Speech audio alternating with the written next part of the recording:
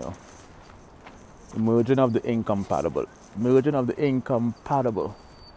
Yeah. Taking two things that are mutually exclusive, placing them side by side and finding a single common denominator they share.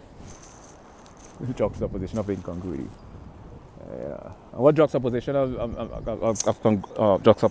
of incongruity does is it creates a sort of absurdity. See? Triple or more interpretations and within some syntactical context, vagueness. So, ambiguity is not vague, and vague is not ambiguity. Global consciousness, computer technology, like it just all over the place. And so, what is it that you'd like to speak to us about tonight? Today, probably an extension. I did a 1 hour lecture on drone box.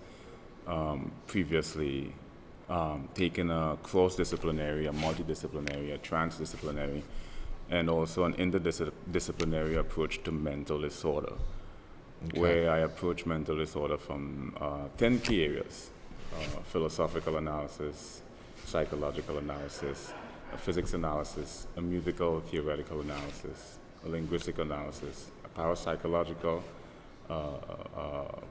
psychopathological, a pathophysiological, a neurological approach,